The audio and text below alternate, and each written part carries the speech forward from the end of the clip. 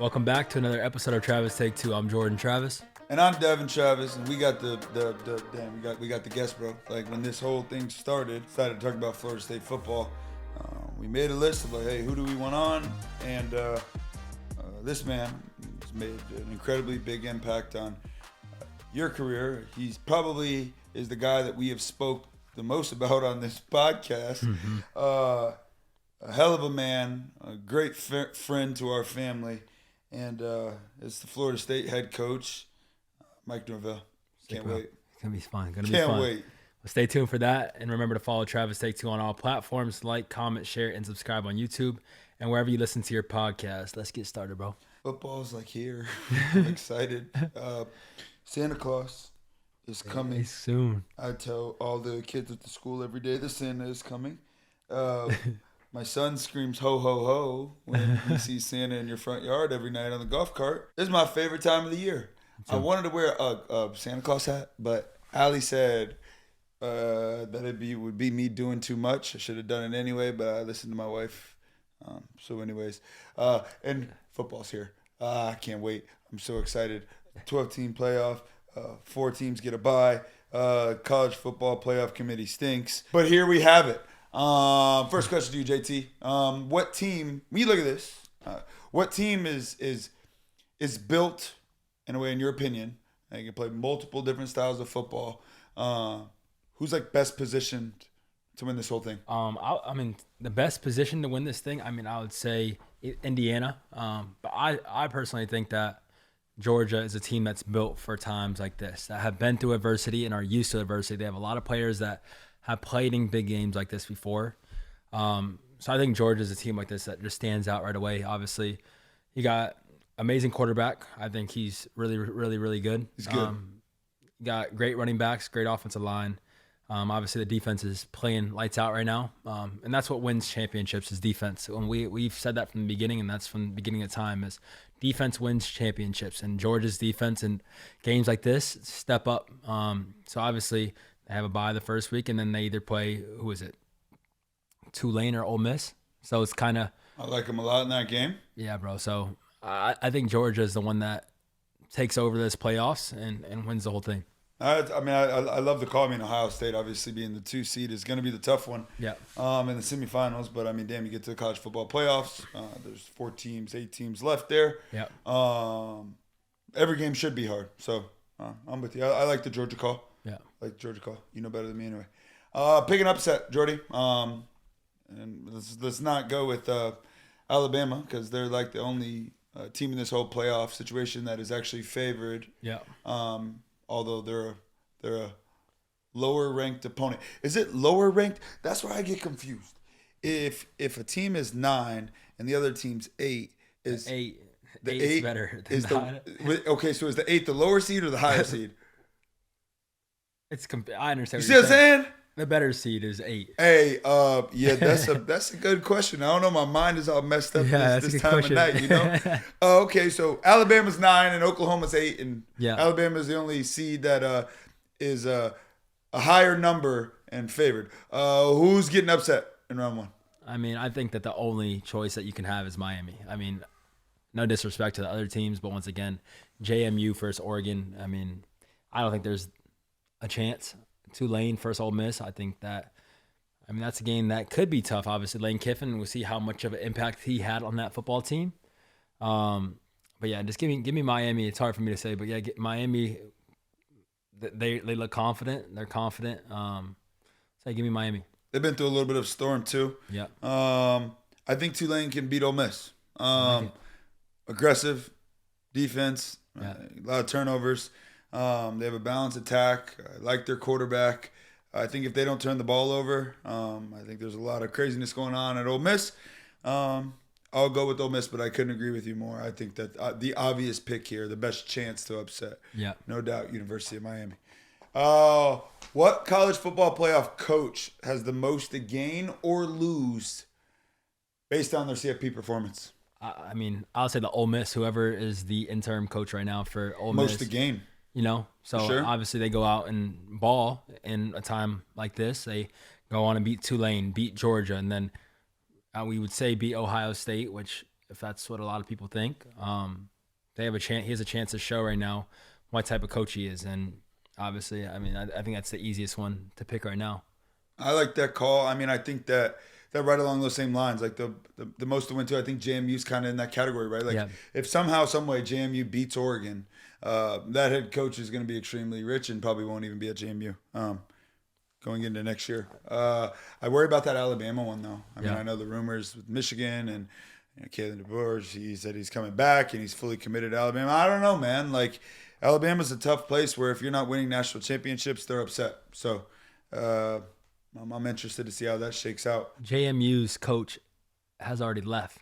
Oh, he has? Yes, because that's where Billy Napier is going.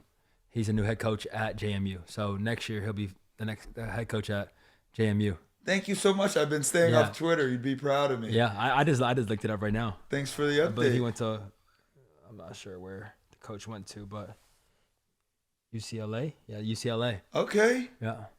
Get to the college football play. I think that's the cool thing, right, about the college football playoff, right? Like it's. I miss the Cinderella story. Like the really just no one ever would expect JMU to be in this thing, and as much as we want JMU to beat Oregon for the cool story and make a run, for a team like JMU in the NIL era, where JMU's full-blown salary pool is. Who knows what, but it's minuscule compared to all these other teams. You got to beat Oregon, and then then you got to beat Texas Tech, and then if you beat Texas Tech, you play the winner of Indiana, and then Alabama and Oklahoma, and then you got to win a national championship. 2007 Fiesta Bowl, quarterback, Statue of Liberty, Boise State versus Oklahoma, and then the quarterback after the game asked his girlfriend to marry him, and then they end up getting married, and they're still married today. I miss those cool stories. And I don't know if we'll ever see him again, which is why baseball's better than football, but whatever. What player in this playoff can be like the guy to swing things completely in either the wrong or the right direction for his team in this playoff? Who's the most important guy and what team?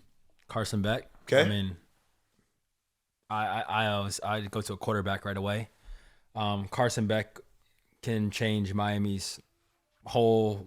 I mean, he either plays well and they win a lot of games. I mean, they literally have such a talented offensive line, a run game, receivers, Tony. I mean, you just got to give him the ball. D-line. I mean, everything about them is they have the talent, bro. It's there. They have the athletes on defense.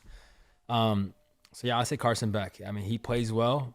Miami has a good shot to win the whole damn thing. And I stand on that because, once again, you're going to go into a week where you are playing Ohio State. And once again, you shut down Jeremiah Smith. You saw what Indiana did against Ohio State. Shut down the run game. And the defensive line that Miami has, like you just said, is really, really talented. Ruben Bain.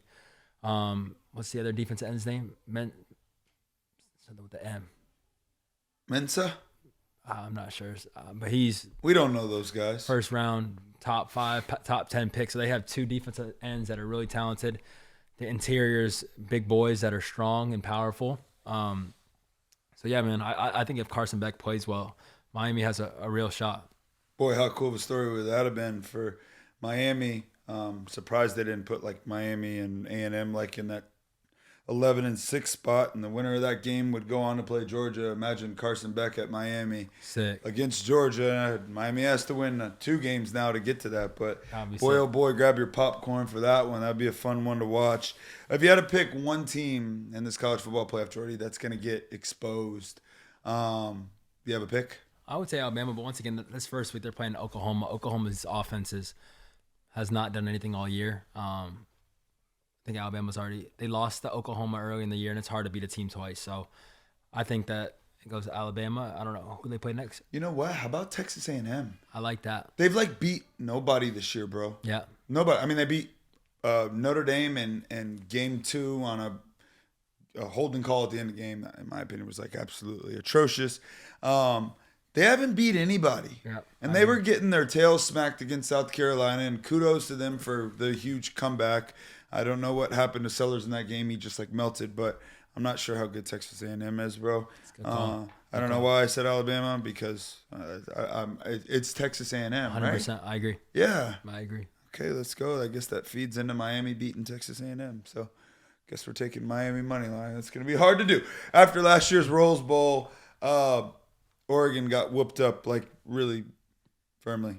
It was 34-8 at half. I think it was a 41-24 final. Oregon game 1 against JMU. What's a successful season for Oregon and Dan Lanning? To win it all. I mean, obviously they've been so close multiple times, and it's time. You can't keep saying like we're so close. Like it gets to a point where it's like screw being close. Like we got to get there. You know, like it's right in arm's reach, and they got to go there. They got to get there. I mean, I think their defense is really talented. I think Malik Benson has taken off this year, and I'm happy for him because he kind of was hidden on Florida State last year. I mean, I got to be completely honest with you. Watching the games, like I think anyone would have said like he's kind of a bust, and he proved everybody wrong at Florida State. Everyone. I'm happy for him. I mean, I'm so happy for him. Watching him ball, bro, it's cool to see because he's a great person. He's a happy person, always has a smile on his face. So it's good to see him ball. And you got Ukulele, DJ Ukulele's brother playing defensive end. He's good. Really damn good. Really damn good. So I think he's a big person in this game that changes the entire college football playoffs. That was kind of like one of my second picks on the defensive side of the ball. He's a guy that can change the game. You need a defensive end that can change a game, and he's one of those guys. Freaking love that call. Go Oregon. Which team has the smallest margin for error? This has to be Alabama, right? I mean, like the coaching drama going on and the fact that they've lost 3 games and they get into the CFP. They get boat raced by Georgia. Georgia could have beaten by 100 if they felt like. They're another team I'm like completely unsure about because they lose to a bad Florida State team. They lose at home to Oklahoma as 6.5-point favorites. They have another matchup with Oklahoma, who, in my opinion, is the best defense in this entire thing. Their offense is about as stagnant as it gets. But it got to be Alabama here, right? Smallest margin of error here. Yeah, with everyone coaching Ty Simpson because we watched him that last game against Georgia, and he didn't look like himself. He was messed up. He looked like the best quarterback in all of college football this year. Like he looked like the most NFL-ready quarterback in that past game. He looked confused. Like they were throwing stuff at him. Obviously, once again, Georgia's defense kicks it in. The defensive line's freaking good. Those DBs are good. Safeties are good. Linebackers come up and hit. So, yeah, bro, he's a person that can change this whole college football playoffs because it's Alabama. At the end of the day, they have freaking talented receivers. Yeah, bro, he's gonna be big in this college football playoffs. All right, and you like this like 12-team format? Like, do you think it's too many? Do you think there should be more? What's your thoughts really on this like whole landscape? I have no idea, bro. No, I mean it's better than the 4 for sure. Oh heck yeah! I mean I think it's either 12, possibly 16. 16's a lot of games. It adds more games to the players, and that's what's tough, bro. It's like it's hard. Like you have the NFL players, and you got guys that are getting hurt week, whatever this is. What week are we in? 15? Usually this would be the last week of the NFL. Oh, a conference game. I know I'm 7-7 in fantasy before this last playoff, so I think it's. Did you get in? No, I'm out. 8-7 though. But good job. You came a long way. Your team was horrible. Trash. Horrible. I just think playing all these games, bro, it's tough. Like. This is when guys get hurt. Like, you're playing so hard throughout the whole year. It's a lot of hits on your body. Your body's hurting. Yeah, bro, and you're seeing a lot of injuries through the NFL right now, and it's sad. So, I mean, I would say 16, but it just adds more games and more hits to these guys' bodies. How about cutting the season to 10 games, playing all conference games? Sorry, Notre Dame. And you cut it to 10. And happen to play a conference championship, that would be 11. 4 games on top of this right here, that's 15. I like that. I feel like that's a pretty decent transition. Have a little break time in between. Find a way to get 2 bye weeks in. Yep. Look at you go, Devin. You've really come a long way in this whole football stuff, huh, buddy? How important is the home field in this, do you think? Huge. Huge, huh? Huge. I mean, depends where you're playing. I mean, obviously, if playing at Oklahoma is going to be tough for Alabama. I mean, it gets loud there. I don't think those people have anything else to do but watch football games. But yeah, bro. I mean, Texas A&M's gonna be jumping. I don't think Miami has played at a place like that all year, have they? I mean, Yeah, Florida State. yeah, I think if Florida State in 2023 was loud, but this year is probably a little bit quieter. But Texas A&M, I mean, it gets loud there, so that's gonna be tough. So yeah, I think it's really important, bro. Yeah, and I think about this 12-team playoff, and I keep like going back and forth. Like, do you like it? Do you not like it? Do you like it? Do you not like it? I like that JMU and Tulane got in because I love that Cinderella story. But once again, it's like those games I feel like are just going to be hard to watch. But I'm going to keep praying that Tulane pulls the upset because I'll be sick. I'd like to root for them boys to make a run. Way out the NFL, crazy weekend in the NFL, man. Poor Chiefs. Dang it, man. Dang it. Cowboys, of course. But it's a pretty strong field this year, Jordan. I have no idea who's going to win it all. Like, the Chiefs are now out. They're always my pick. The Eagles, good luck ever guessing. They're like a swing, and you never know which way they're going. But when you look at the playoff field as it stands today, is there a team that like you look at and you're like, no way they have any business in the playoffs? Yeah, bro. I mean, I'm going to start off by saying the Eagles. Johnny Wilson, don't hurt me, bro. But it's been watching them play football these past few weeks has been rough. I mean, I quit betting this week. I deleted my Hard Rock app because of the Eagles. I was one bet away, and I thought I was a lock.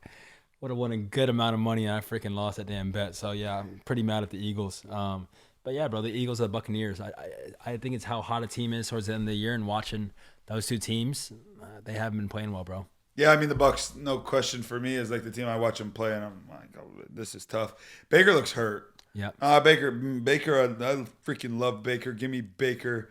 I'm happy to play with Baker as the quarterback on my team any day of the week, but he doesn't look right. The Eagles, right? It's just they just have so much talent. It's like hard. If they show up, they're kicking everybody's tail. If the Eagles continue to be an up and down yo-yo, we'll probably see a similar collapse to what we saw a couple of years ago with them. Which quarterback in this field has the most to prove, in your opinion, in these playoffs? I'll say Josh Allen.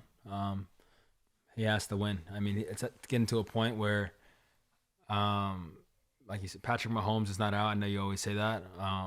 Praying for Patrick Mahomes, Lamar Jackson. Yeah, bro. Once again, I think the Ravens still have a chance, though, right? It's a possibility. I don't know. They're another team that are just loaded if they ever just turn. They look great this week. Yeah, they did look great. Against the Bengals team with Joe Burrow back, who, like, man, Bengals been looking like, damn, if they had Joe Burrow all year, I don't know if they would have lost the game. Yeah. I'm with you, Josh Allen. Pat Mahomes is hurt. Sad stuff. I don't really like the end of the play, how it happened, but whatever. I'm with you, bro. Josh Allen is one of the best quarterbacks in the league. He beats Pat Mahomes in the regular season every year, and he always gets caught up in the AFC Championship, and you just can't get past Pat. Yeah. No Chiefs. It's Josh Allen's time to shine. Let's kind of narrow it in a little bit. 4 top teams. You got the Rams, you got Denver, you got New England, and you got the Bears. One and done, any of them? I mean, the Bears playing, if they have to play Green Bay Packers, I mean. Tricky. I could be one and done. New England, I mean, like man, I tell you what, I like Drake May. But that Houston defense, if that matchup ends up happening, that's where it stands right now. Yeah. That defense, Drake May in the playoffs, I don't quite know about that one. I think Denver's for real. You? That's a team, once again, I feel like they're hot right now. They always find a way. They do find a way. They find a way to win, and that's important. But I think the Chargers are starting to pick it up a little bit. And if you got to play Aaron Rodgers or the Chargers, I think there's a chance that you get upset. I mean, these guys that's 2 really good quarterbacks, 2 really good teams. There's a chance that Pittsburgh can pick things up, bro. I mean, that defense is freaking watching them play. If they get it all together, they got Patrick Queen in the middle, and they got Cam Hayward freaking causing havoc. Jalen Ramsey. J.J. Watt. T.J. Watt, whatever. If he comes back, he's supposed to come back. I hope he comes back this week. You heard what happened to him? No. he got a punctured lung from the acupuncture in the training room. No way. Yeah, so he had to undergo surgery. Damn. That's why he was out this past week. Asante Samuels. He got a pick. Another Florida State Seminole. Great. Okay. I like where you're going, JT. I like where you're going. Based on those matchups, which one do you feel like's the most predictable? Like when you look at that overall landscape of the game, I mean, I feel like you can go anywhere with that, right? Like Sam Darnold against Tampa Bay. Somehow every year late in the season, they find a way to just get things rolling. Chargers and the damn Steelers. I have no clue what Chargers defense is going to show up. What's your take on these games? It is tough. It's all unpredictable, right? Yeah, I mean, the Bears are a team that they find a way to win every week. God, they always find. I mean, Caleb Williams is playing really damn good football. You were right about him, and I was wrong. Yeah, he's special. Always, he's really special. I mean, his arm, you can see his arm. The ball just flies off his hand. Like you just see him throw. I mean, training with him in Jacksonville and watching like this, I always said like disassociation with like your hips and your upper body, and how he does it is so smooth and fluid, but the ball just freaking flies out, bro. It literally just jumps out of his hands. So yeah, bro. I mean, I think the Bears are sneaky in this one. Obviously, if they have to play the Packers, it's always tough. It's gonna be a tough game, big rival game, but I think Caleb Williams is a baller, and he's gonna find a way to win. Do you feel like late in the season as you go, you feel like more games are won and predicated off like good defense or good offense as the season kind of like stretches to the final few weeks? I think owning the ball and playing defense. I think turnovers are obviously one of you always want to win the turnover battle. Yeah, bro. I think the turnovers leading to points is demoralizing for a defense and a team. So yeah, I mean, that's what I'll say. Turnovers and defense, bro. Defense, right? Yeah. I feel like the old saying, right? Offense sells out stadiums and defense wins championships. And every year it does seem to be that one of the best defenses in the league normally are the victor in the end. And to your point, Jordan, about turnovers, right? Like Phillip Rivers played against the Seattle Seahawks in Seattle, 45 years old, 18 of 27, 120 yards, a touchdown and just one interception. A lot of dump offs, but he ain't played in forever. And I love his comment about like his kids. Like he proved to his kids that like he can do it. And when he goes back home, like he's proved that like he could still play this game. And I think that Indianapolis Colts team, I mean, bro, it was a walk-off or field goal with 18 seconds left. Yeah. Seattle, and they were like 10.5, 11.5, 12.5 point favorite. Something crazy. Indy almost pulled that game out. I think that Indy with Phillip Rivers is still a team that can win if he doesn't turn the ball over, because that defense is real. I think Indy with Riley Leonard wins that game. Where was Riley? Hurt? No, I saw an interview earlier in the week that said, like, do you know who's starting, blah, blah, blah, and he said he has no idea. Oh, damn, you love Riley. I mean, he played really well. He played well. I mean, for a freaking rookie that comes in the game and player gets hurt and comes out there and does his job, and they won the game. And I just don't know. I don't understand. Yeah, me neither. Makes no sense. Tough one. Injuries this week, though, man. Patrick Mahomes, Micah Parsons, Devontae Adams. The one that really sticks out to me, JT, is the Pat Mahomes and the Chiefs. You know, I think about the fact that I think they've been to 6 straight AFC championships. You know, you think about all the games in the postseason that they've played extra. And then you add that up over 6 years. I mean, they've played like probably another season plus. And they look like a tired team. I mean, I cannot imagine like week in, week out, year in, year out, having to like live up to like that same energy and execution. I don't know how you do it. And to see Pat Mahomes, who was apparently hurt for a while, like that knee was something that he was already fighting. To see him go down like that, man, my favorite quarterback in the NFL. Sad stuff. But at this point in the season, like how hard is it to A, stay healthy, and B, like make comebacks like late in the year? I mean, I don't think obviously not based off experience, because the furthest I made it, I mean, we played 14 games in 2022, 13 games, and my body was hurting. My body always hurts. I take a lot of damn hits. I took a lot of hits, and obviously the game that you play is important. But yeah, bro, it freaking wears and tears on your body. It does. I mean, and harder to recover every week, right? Like, so hard. Like beginning of the year, you feel better on Sunday. Yeah. And probably by the time you get to week 6, you feel better on Tuesday. And then at the end of the year, it's like you may not even practice till Friday. Yeah, that's the truth. I mean, playing all these games, bro, that's a lot of freaking hits that I don't think people realize. Like, that's a lot of damn hits to your body. It's like a car accident every time you get hit, bro. Like, these guys are running at you full speed. Big, strong, the strongest people and the fastest people in the entire world. Our bodies are not made for that type of stuff. So I think that it's a little bit too much. I understand that the TV, they want TV money and they want games and more games, but at some point we have to look at the players' mental health. I mean, not just mental health, the health. When I say mental health, I mean like the CTE. From the impact. The constant offensive linemen getting hit over and over and over and over. Running backs and linebackers running at each other full speed. You have to save their bodies, and your legs are not made for that. Obviously, we see Devontae Adams is an older player that, I mean, hamstring, just unfortunate, but sucks, bro. Our bodies are not made for constant impact. They're not. Yes, we get paid a lot of money, but damn, like we want to have these players around for a long time, right? At some point, we gotta cut the games down, and I don't know, bro. It's tough. CeeDee Lamb, man, once again on turf. Yeah, we didn't really get to talk about that, but that was some scary stuff. It was some Tua type movements. Yeah, I'm with you on that. We get to go to our favorite part now, the weekend slate, and I think this has been like the best addition to our show, at least for us.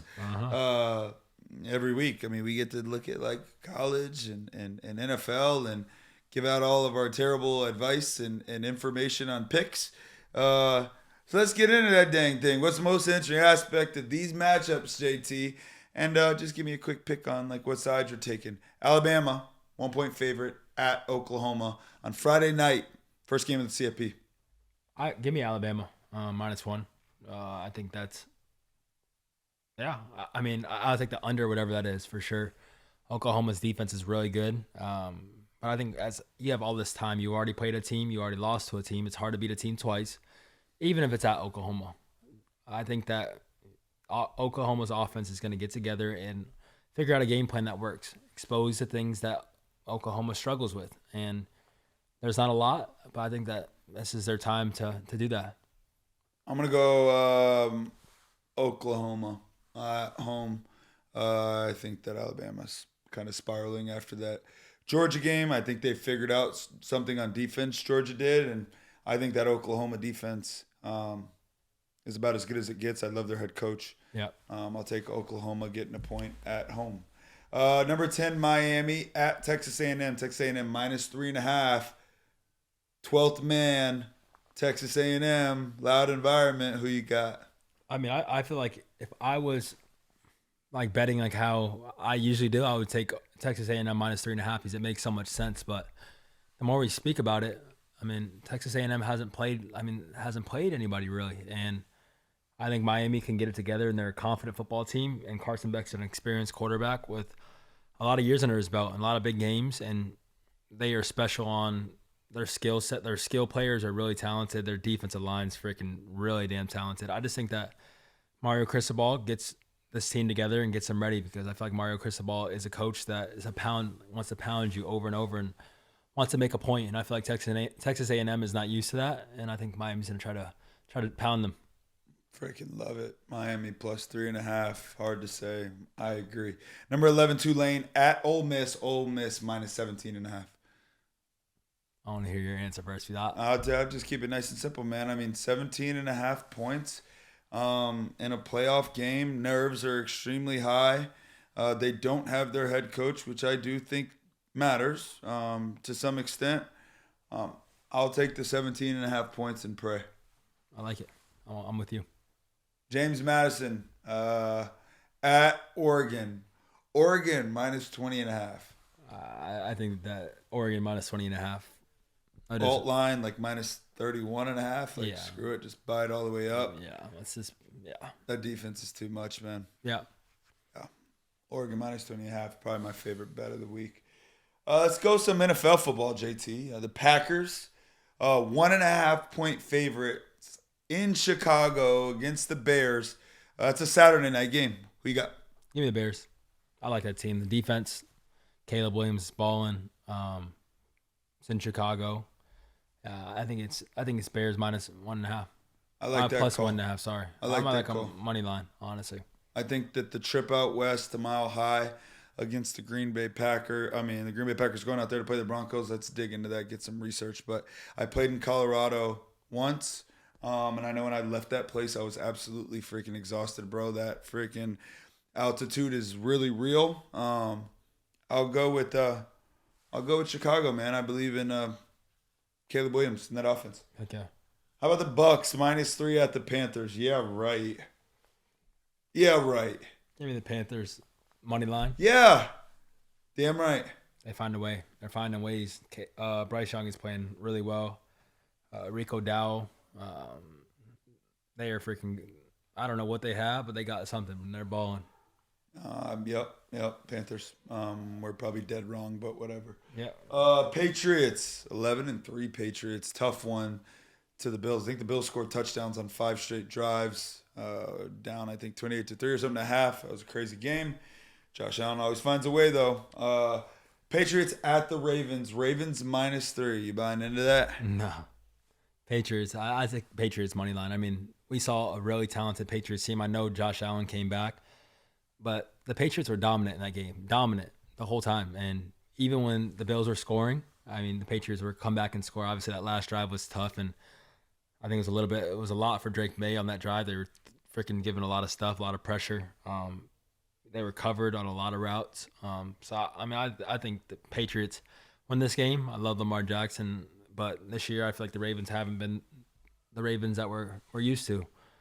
Give me the Patriots. Anytime Jordan bets against Lamar Jackson, I believe him. Roll with you, man.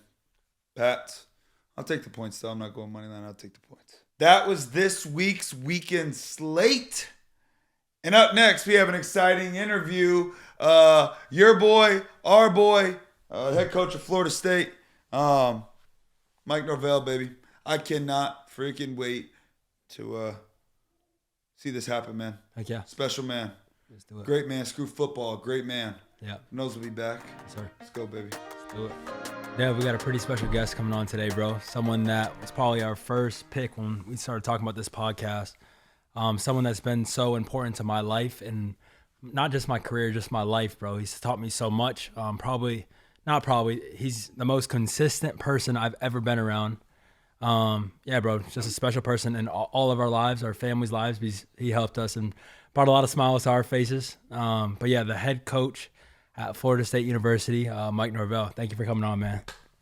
Man, it's an absolute pleasure. And, for you guys, just, you talk about the impact of a life and a family. I mean, you've been that for me. And, just to see all that you went through, to see your journey, to see the consistency of your heart showing up. I mean, that's what makes this game so special. And, just the ups, the downs, all the experiences that you go through, man. It's, and then to see you guys here, getting a chance to do this podcast, seeing your message, your story, your experiences to be spread, throughout the country. I mean, it's really special. I'm proud of you. Obviously excited about everything that's in front of you, but definitely honored to come and be a part of this podcast and just spend a little time. Heck yeah.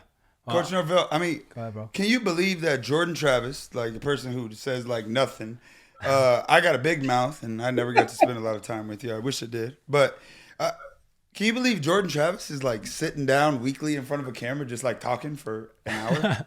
Absolutely not. There's when we were talking, he said he's going to do a podcast. I'm like, what? Excuse me?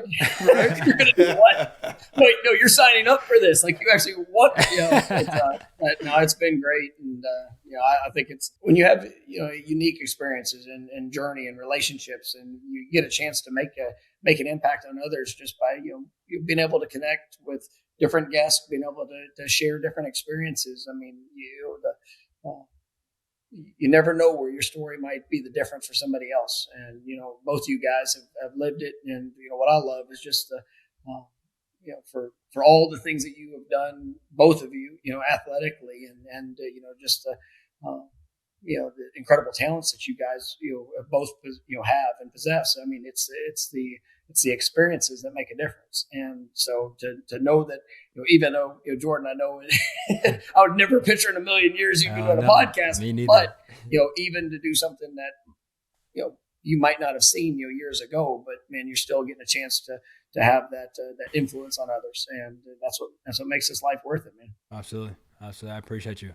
My first question to you is, I mean, obviously I just want to start off obviously after a rough year, didn't go playing as anyone of us expected. How are you doing?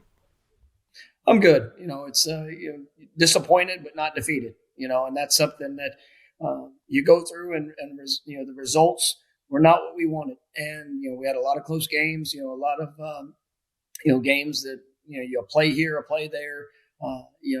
We feel a lot better about where we're standing and the way that it all played out. But that wasn't in the cards for us. And you can go through the disappointing experiences, but ultimately it's about what you learn through them. It's about what you're willing to do and where you're willing to go to make it better. And to be consistently focused on trying to go improve, trying to go take the steps that are necessary to get this program back to championship caliber. I love who I get to work with. I love who I get to impact.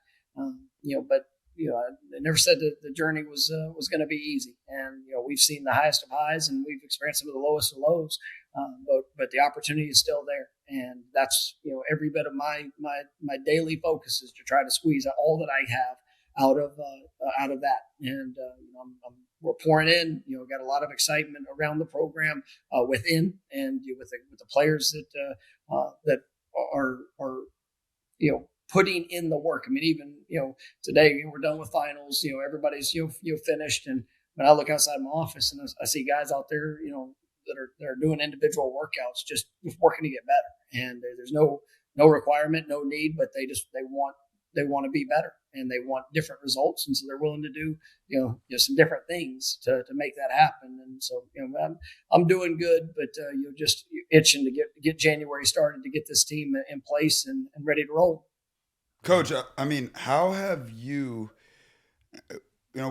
Jordan and I sit on here every week, and obviously we talk Florida State football. And hell yeah, we fought for Coach Norvell like crazy, because you don't have to speak on this, but this is just the truth. Good players make good coaches, and at times things just go astray in sports, right? Like you said it, a play here, play there, the whole season can flip on a dime. And that momentum, when it starts heading the wrong way, is extremely tough to right the ship. And I think we had a talented football team. I don't know anything about football, but when I watch our guys play, I'm like, holy crap. I mean, there's freaking dudes everywhere. Sometimes it just doesn't work out. And I'm not like making an excuse for anybody. Like, I'm a coach. I was also a player on a ALCS team in 15 and 16, and the same team came back in 17, and we sucked. I don't know what happened. We just things went astray. But anyway, I want to ask you, like, where did you learn? Like, I listen to your pressers every week, and like I see your face, and I know a little bit about you from Jordan. Where did you learn this like unwavering commitment to never like showing real emotions on your sleeve and just staying positive? Because I coach now, and I get pissed off when a guy like misses one ground ball. I lose my mind. I got no voice. Well, I can't say that I don't ever get pissed off. I think Jordan knows that. It's life. I mean, I'm a man of faith.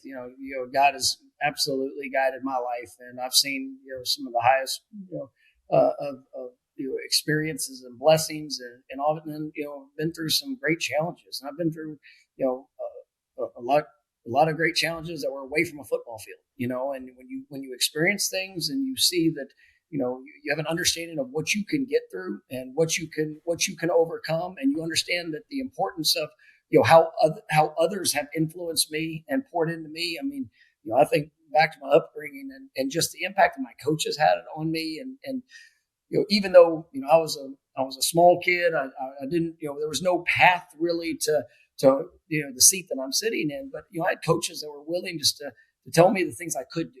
And if you were willing to work, if you're willing to pour in, if you're willing to lay it all on the line, something special could happen. And, I get to live my life. I get to forge my own path. I get to have those, those great experiences. And so, it's absolutely a responsibility that I have that, man, can I be that for somebody else? Can I be that for my players?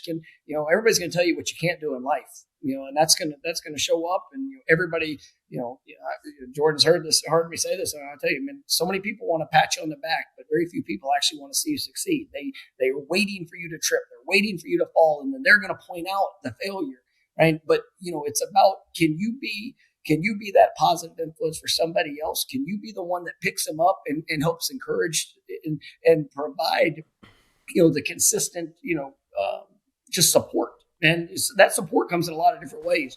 I mean, you step on that practice field, and sometimes I'm going to support guys in a very challenging and aggressive manner because I know what they can do. I know what they're capable of. And, this year, we had a talented team, and we had some players. I mean, I saw, lay everything on the line, and you still didn't get the result that we necessarily wanted. And we have to take ownership of that. There is no excuse. We take all ownership for every action. And, I have the great responsibility to lead this program, and it is my task to make sure that the results are what is expected and absolutely demanded here at Florida State. And that's what we signed up for. And for every player, every player recruit that we talk about those expectations. And, we want it all to go, 13-0 and hoisting a trophy. But even that journey didn't go exactly how we wanted it to. And there was the disappointments, the tragedy, the ups and the downs. But through it all, if you're willing to show up and just, pour it all in and, be truly who you are, to be led from the heart, then, I think that's where you get to show the real. Because, anybody in the time of success can stand in front of a camera and tell you what you want to hear. Anybody can say the things of who they are and with their identity and their character. But what shows up when it's not working how you want it to go? What shows up when when the ball doesn't bounce the way that you desire it to? When you have something that was unforeseen, where is that character? Who is that person? And that's what, I try to be led from the heart in all that I do. And I'm, like I said, I'm extremely blessed, and I'm so grateful, for who I get to do this with. And, obviously the responsibility that I have to pay that forward.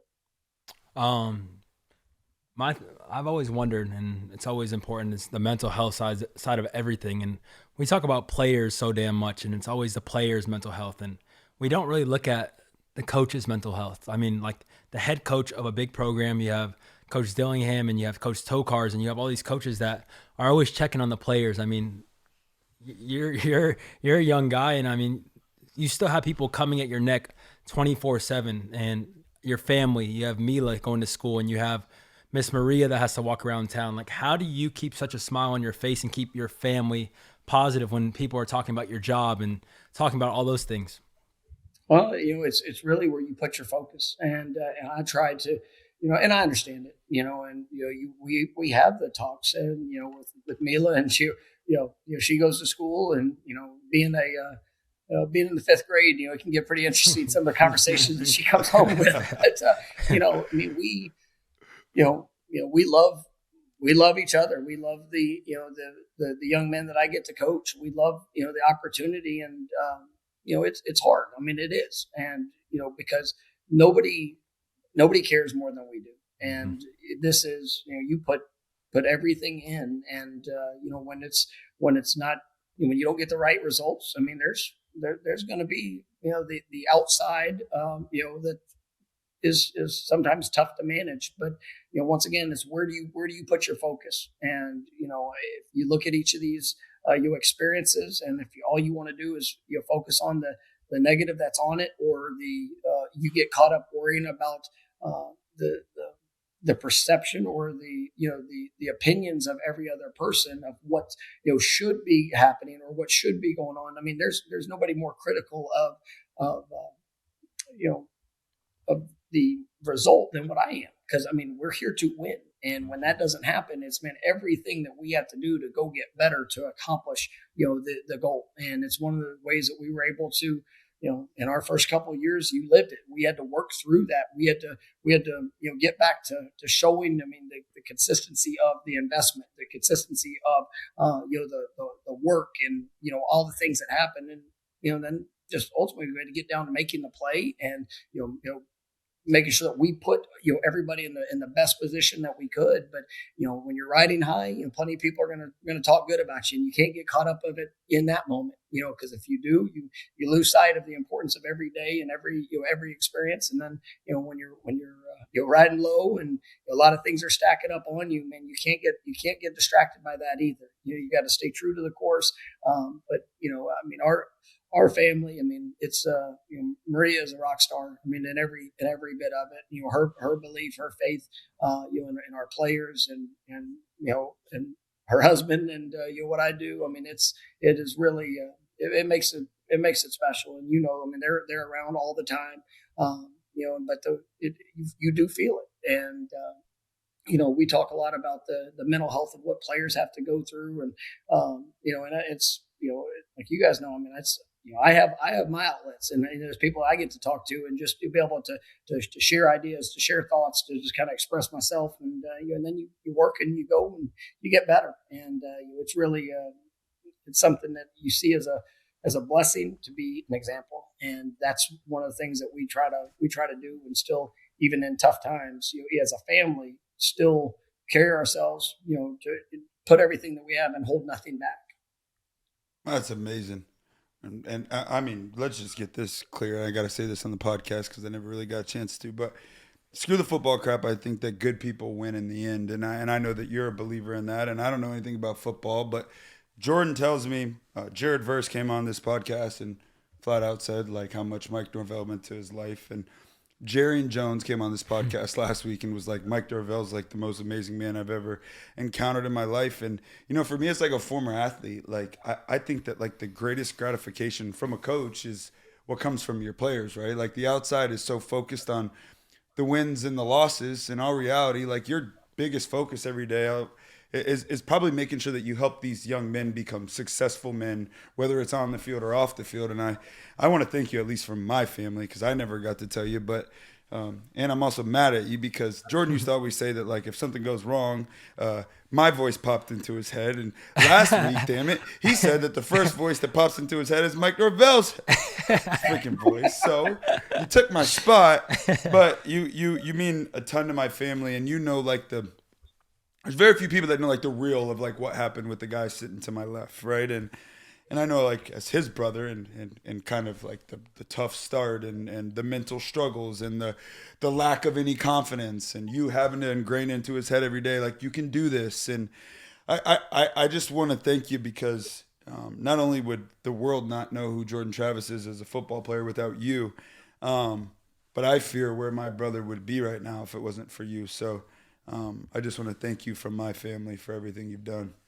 Well, it is one of the great blessings of my life to be a part of that journey. And, people would know because Jordan, like, he's, I'm saying this to you, but like, one of the most resilient people I've ever been around. And, it's ups and downs, but you point to me any person that's ever gone through life that's not experienced ups and downs. We all have. It might have been on a football field, might have been, personally, we all experience it. But when you're led from the heart, when you truly care, you're willing to humble yourself to give to others and to just be willing just to show that love. And that's what Jordan's one of the greatest leaders I've ever been around. And very rarely did he have to ever stand up and give a speech. It was just the willingness to give his heart to his teammates, to his coaches.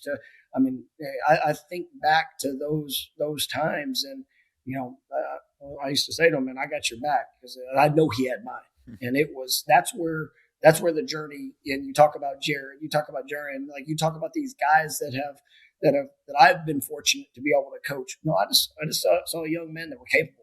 And whenever you see the capabilities, you pour all that you have into that experience, and then you see the steps. And like with every one of them, there were ups and downs. Every one of them, there was those moments of truth where they had to choose. They had to choose which way they were going to go. Jordan, I'll never forget, standing on a football field there in Doak Campbell Stadium, and after a bad play, didn't hear the right things from a crowd.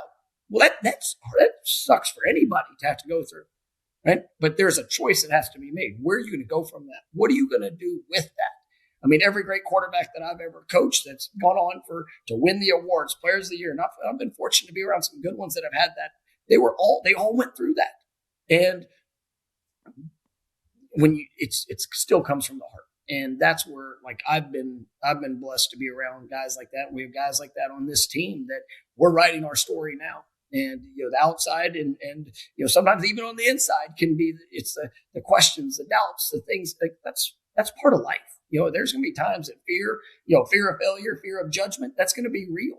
You're going to have those moments where, that's going to be a part of your thoughts. And, because your mind will lie to you.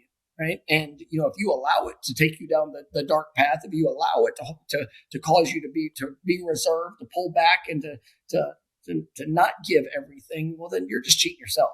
And, Jordan, those guys that we just talked about, we lived up to capability, and, we there's no regrets. And I'll never forget. And I'll never forget the night I went into the hospital, and it was one of the, I've still one of the saddest moments I've ever had in my career, and one of the saddest moments I've ever had in my life. When I walked in, and Jordan looked at me and goes, "Coach, I'm good." And you know what? I believed him, and I believed him because he gave everything. There was no holdback. There was nothing that it was every bit. And you know what? We didn't want that result. We didn't want that to happen. Nobody ever even foresaw that, but he was good.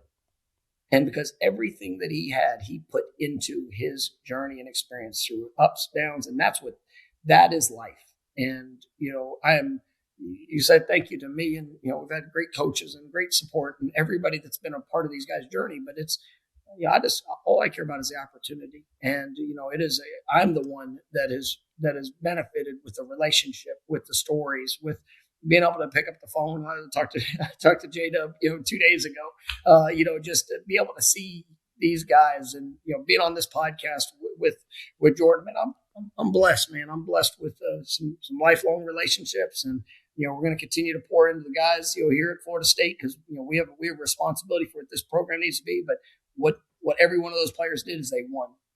They won as individuals. And, we didn't win every play. We didn't win every game. We didn't, always work out the way we wanted, but they're going into men that know how to win. And we are going to win here, and we're going to get it done on the field, and we're going to get it done in helping these guys be successful for what's in front of them. I agree. Yeah, I'm on board. Tears coming down my face. Hey, yeah, you made him cry. You see, I used to be one of those who had to make him cry besides his girlfriend, man. You're taking my number one spot, Coach. Damn. Sorry, you're a good man. You're a good man. Do you like stay like kind of like in tune with college football? Like, do you watch the college football playoff like selection show, or like when it's all done, is it like just completely disconnect, focus on the Knowles? I gotta know. You made him smile too. Let's go. The selection show is not one of my favorite shows. Me neither. Gotta be honest. I'll say it with you. Yeah, and even in that year, in 23, we were. I don't know if there's one time that I sat and watched it. I remember the last one I watched, but it was. I really try to stay in the moment. I've got, there's coaching friends, guys that when you have coaches that have been with you that are now head coaches that have their teams. I absolutely. Cheer all those guys on, and, for wherever they're at. And we've got a couple guys coaching now and, in the playoff, and last year with Coach Dillingham, Coach Lanning. Seeing those guys get a chance to, to compete for the national championship, in the playoffs. That's exciting to see. But yeah, I try to stay focused on us and, where we're at, where we're going, and then just continue to push. How the hell did you? I haven't recovered from 2023, and this is gonna be my last question. I'll let Jordan do the fun stuff because I want to ask you like how What did the recovery process look like in 2023? Because like I don't think Jordan ever recovered to this day. Like he's still, when I talk about it, he's like, stay away from me. What was that recovery process like you as a coach and a leader to have a team go through all those trials and tribulations, get to 13-0, win an ACC championship with, in my opinion, the best defense in the country, and then have to just be told go home? Yeah, I mean that there'll forever be a hole there for that experience. You know, I mean, I just like you could say, all of it. I mean, just that team was a special team, and it was a special team through adversity. It was a special team in triumph. I mean, it did what was necessary to hoist a trophy and have an undefeated regular season and championship game. But it just there will always be the unknown when it comes to that team. And I had great belief of what we could accomplish, but that's I don't. There probably won't be anything that will ever fill that void of experience. And ultimately, you look back and you choose to celebrate the journey that we had together, and nobody could ever take that from us. And obviously, it's going to impact lives forever. But it was definitely a tough experience to have to live through. We'll be back. Yeah, we will. Dang right. We'll be back. I want to talk a little bit about a player, because there's been a player that has stood out to me on this roster, and he reaches out to me pretty often. And I know he probably doesn't say much at all, but Kevin Sperry has been someone that before he got to Florida State was a person that I've never been around a kid that has reached out to me and sat on the phone, and I heard him taking notes on everything I said. And I didn't know what type of kid he was. He's like, so what you do on the outside? Did you party? Did you have a good time? And I'm like, yeah, bro, I had a great time. But he's the complete opposite. And I'm like, damn, I shouldn't have said that. But he is such a special player. I was just on the phone with him literally 2 days ago, and he's asking questions about the season. What do I think? What was the things in practice that I focused on? And I told him that Fridays were the most important thing. I said, I had a great time. But one of the best feelings ever in the world was every single Friday when Coach Norvell came up to me and smacked my butt and said, that's how you work. And Friday was our run-through practice, and it was like, I didn't smile. Like, I had a good time, but it was like lock in. It's like whatever happened earlier in the week was happened, but Fridays was my day where it's like, I'm locked in. I got to get the plays. I don't want to make a mistake. I want to finish the end zone full speed. But yeah, that Kevin Sperry is a special, and I know he's going to be a special quarterback. Can you just talk about him? Yeah, I mean, he's one of those guys that everybody talks about wanting to be successful. He shows up on a daily basis living to be successful, and it is a tremendous worker, tremendous person. He's got very focused. I mean, it is he sets up those positive habits from. I mean, you'll see him coming into the building, early in the morning, and he just goes to the quarterback room and just starts watching. And he's going to learn from his mistakes. He'll come out, and, you'll see him out on the field just throughout the course of the season. It might be an off day, and he's out there working through his passing pattern of things that he wants to get done, and his improvement. But he's a special young man, and I'm very excited about his future. Very excited about all the steps that he's taken coming into this program. And he's, once again, somebody else that cares, and to be able to have the willingness to reach out to guys like yourself, reach out to people that can help provide him with perspective and their experiences for him to see what things can he apply to his own journey that of where he wants to go. And he's a pretty good filter, so you can tell him that you went out, and it's probably not going to affect him too much, because he's pretty locked in on what he wants to do and where he wants to go. And but he's definitely a special young man with a great talent. All right, Coach, let's just have some fun here. These can be super quick answers. I know you probably don't want to do this first one, the predictions of the college football playoff, so I'll answer it for you. We're going to go with one of either Dan Lanning's team or Kenny Dillingham's team, or Kenny Dillingham's team's not in it. That was last year, so we're going to go with I know Coach is probably rooting for his old guy, Dan Lanning. Fair to say? Good. Let's go. See, I saved you on that one. You don't need to go that route. What's the favorite play you've ever designed? Probably our Kansas concept. That was, Jordan did a really good job on that concept. It was it was a 3-by-1 concept with multiple options, multiple route adjustments. It was something that we basically added the quarterback's progression with the tailbacks or the running back's route with the quarterback's progression to always be able to add the hat. And that's probably one of my favorites. Actually, whenever I was coming to the job at Florida State and the job interview, they said, "Hey, Coach, what's your favorite play?" And that was a play that I talked about. And so it worked out to get the opportunity here. So it was one of my favorites. That was my play at the combine. They said, "Write your favorite play down." That was my same play every single time. Hey, every time. There you go. You guys are a lot alike. Sound like gibberish to me. Three guys on a hat, no idea. I'll go play Madden. What's the most surprising thing you've ever learned as a head coach? Most surprising thing? Yeah. I remember my first day of being a head coach. And I was at University of Memphis. I was the youngest head coach in all of college football. And everybody wants to, you get to the point you're the leader, and here you go, you got an awesome title. But when you realize the importance of every decision you make, like that is what I have come to love. But I mean, it's also, I'm sitting there very first day, and I'm thinking about press conference. I got my first press conference, team meeting, all these different things that you're doing. And I'll never forget when my administrative assistant came in, and she says, "Coach, if you don't mind, what time are you going to want me to come in and work?" Because I've had a deal where I come in at 7 and I get to leave a little bit earlier because of my family situation and this, that, and the other. And I stopped. And my answer in that moment, right, was going to impact her life because of what she knew and what she experienced. And it's a very simple question. What time do you want me to come in? And at that point, I was like, I don't care when you come in, just make sure you show up. It was like, but it's like every decision you make as a head coach is going to impact others. And it's a livelihood, their experiences on each day, guys' futures and careers. So it really is the most surprising thing. And to answer that is like, the importance of every decision. And, you can't get caught up just throwing out a response without putting, thought behind the ramifications behind each of those. And so, that's the thing that it was surprising to me when I became a head coach, but it's also one of the things that are most rewarding in the responsibility. That's awesome. What's one quick message you want every Florida State fan listening to know about our Florida State Seminoles moving forward?